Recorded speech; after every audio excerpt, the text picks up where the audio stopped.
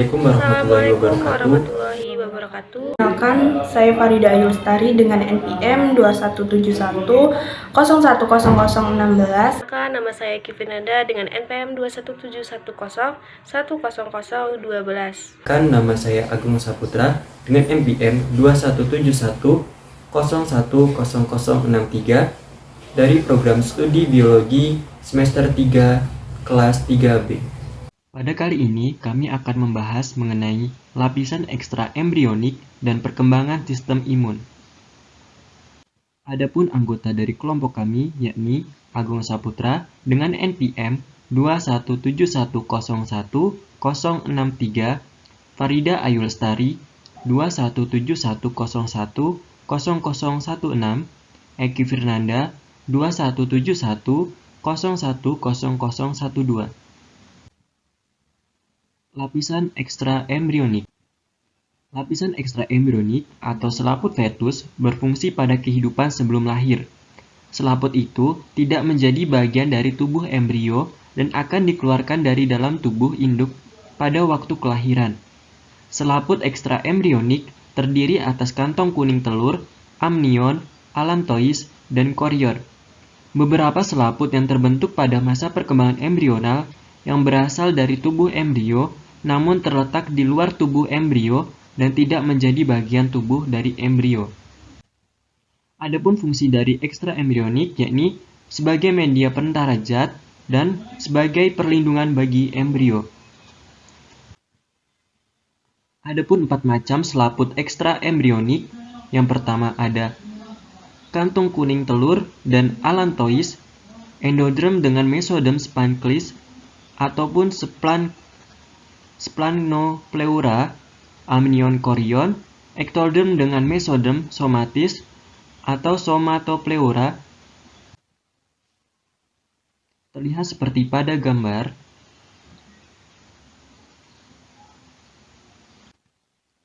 Adapun perkembangan amnion dan korion. Perkembangan amnion dan korion dimulai setelah proses gastrulasi dan neurulasi dan pembentukan lekukan somatopleura, mesoderm, dan ectoderm. Perlekukan ini disebut amniotic folds. Bagian dalam lapisan somatopleura berkembang menjadi amnion, sedangkan bagian lapisan luarnya menjadi korion. Ruang di antara amnion dan embrio disebut amniotic cavity ataupun yang disebut dengan kantong amnion, sedangkan di antara amnion dan korion disebut dengan chorionic cavity atau extra embryonic coelom. Di dalam kantong amnion terdapat cairan amnion menjaga perkembangan embrio dari syok, menjaga temperatur agar tetap stabil, menjaga dari adesi bagian fetus dengan kantung amnion. Pada hewan vivipar memiliki beberapa yang penting pada kelahiran fetus. Korion bersama dengan allantois berperan pada pembentukan organ respiratori pada oviparous, sedangkan pada hewan vivipareus berperan pada pembentukan plantea. Adapun perkembangan dari yolk sac, yakni pada mamalia endoderm, perkembangan dan menyelubungi yolk sac memiliki peran pada respiratoria pometik dan penyimpanan, bersama dengan allantois membentuk placentia dan umbilical sac. Pada oviparous, yolk sac terbentuk dari ekstra embrionik splanchniopleura yang berkembang dan menyelubungi yolk. Yolk dibubungkan ke lambung oleh yolk sac. Yolk sac memiliki fungsi yang sama dengan hati, yaitu sebagai organ hematosis dan melakukan fungsi biokimia. Sistem imun. Yang pertama yaitu imunitas. Imunitas adalah reaksi untuk melawan substansi asing yang masuk ke dalam tubuh seperti mikroorganisme yang berupa bakteri, virus, parasit, dan molekul besar yaitu berupa protein dan polisakarida. Reaksi yang terjadi meliputi reaksi seluler dan molekul. Semua sel dan molekul yang terlibat dalam imunitas tubuh merupakan suatu kesatuan fungsional yang disebut dengan sistem imun. Tanggap atau respon terhadap substansi asing yang masuk ke dalam tubuh secara kolektif disebut dengan respon imun. Yang selanjutnya yaitu fungsi. Fungsinya yaitu yang pertama, melindungi tubuh dari invasi penyebab penyakit. Yang kedua, menghancurkan dan menghilangkan mikroorganisme atau substansi asing berupa bakteri, parasit, jamur, dan virus serta tumor yang masuk ke dalam tubuh. Yang ketiga yaitu menghilangkan jaringan atau sel yang mati atau rusak atau debris sel untuk perbaikan jaringan. Dan yang terakhir yaitu mengenali dan menghilangkan sel abnormal. Struktur organ sistem imun berada di seluruh bagian tubuh. Organ limfoid. Organ limfoid itu yaitu rumah bagi limfosit. Jaringan limfosit primer itu terbagi menjadi dua, yaitu jaringan kelenjar timus dan yang kedua yaitu sumsum tulang. Jaringan limfoid sekunder itu yaitu yang pertama berkapsul, yaitu berupa limfa dan kelenjar limfa, dan yang kedua yaitu tidak berkapsul, berupa tonsil atau GALT atau gut associated lymphoid tissue, jaringan limfoid di kulit, saluran nafas, kemih, dan reproduksi. Yang selanjutnya yaitu jaringan limfoid. Jaringan limfoid itu merupakan jaringan yang berproduksi, menyimpan, dan memproses limfosit. Mencakup sumsum tulang, kelenjar limfa, timus, tonsil, adenoid, appendix, dan agregat. Jaringan limfa di saluran cerna itu berupa GALT atau gut associated lymphoid tissue atau plaque player.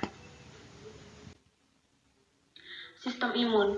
Pertahanan lapisan pertama yaitu pertahanan fisik atau physical barrier. Terdapat dua sistem kekebalan tubuh, yaitu yang pertama sistem kekebalan non-fisik didapat atau innate immune system, dan yang kedua yaitu sistem kekebalan spesifik, yaitu dipelajari atau adaptif, learned atau adaptif atau imun sistem. Yang selanjutnya yaitu respon imun. Terdapat tahap yaitu deteksi dan mengenali benda asing. Yang kedua yaitu komunikasi dengan sel lain untuk berespon. Yang ketiga yaitu rekrutmen, bantuan, dan koordinasi respon. Dan yang keempat dekruksi atau supresi penginvasi. Respon imun itu terdiri dari dua, yaitu respon imun alami non-spesifik, yaitu ada sejak lahir dan tidak memiliki target, terjadi dalam beberapa menit, jam, atau reaksi inflamasi. Dan yang kedua yaitu respon imun didapat spesifik, yaitu spesifik untuk jenis. Dan respon terhadap paparan yang terjadi dalam beberapa hari atau paparan berikutnya lebih cepat. Pertahanan lapisan pertama. Yang pertama itu kulit dan membran mukosa yang utuh. Yang kedua kelenjar keringat, sebum, dan air mata mensekresi zat kimia dan bersifat bakterisid. Yang ketiga mukos, sila, tings, junction, desmosom, sakratin, dan lizosim di lapisan epitel. Yang keempat rambut pada lubang hidung, dan yang terakhir flora normal. Selanjutnya, sistem kekebalan non-spesifik dapat dideteksi adanya benda asing dan melindungi tubuh dari kerusakan yang diakibatkannya, namun tidak dapat mengenali benda asing yang masuk ke dalam tubuh. Yang termasuk dalam sistem ini ada reaksi inflamasi atau peradangan, protein antivirus, sel natural killer, dan sistem komplement. Inflamasi atau peradangan merupakan respon lokal tubuh terhadap infeksi atau perlukaan. Tidak spesifik hanya untuk infeksi mikroba, tetapi respon yang sama juga terjadi pada perlukaan akibat suhu dingin, panas, atau trauma. Pemeran utama fagosit, neutrofil, monosit, dan makrofag.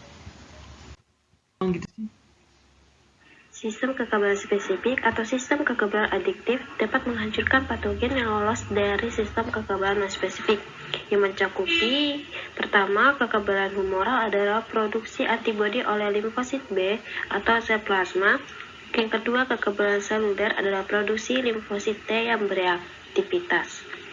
Harus dapat membedakan sel asing yang harus dirusaki dari sel diri, yaitu antigen, molekul besar, kompleks, dan unik yang memicu respon imun spesifik jika masuk ke dalam tubuh. Kekebalan humoral antigen merangsang sel B berubah menjadi sel plasma yang memproduksi antibodi. Antibodi disekresi ke darah atau ke lokasi sel plasma yang bereaksi, atau semua AB akan mencapai darah menuju gamma globin menjadi imuglobin. Sistem kekebalan seluler limfosit T spesifik untuk kekebalan terhadap infeksi virus dan pengaturan pada mekanisme kekebalannya. Sel-sel T harus kontak langsung dengan sasarannya.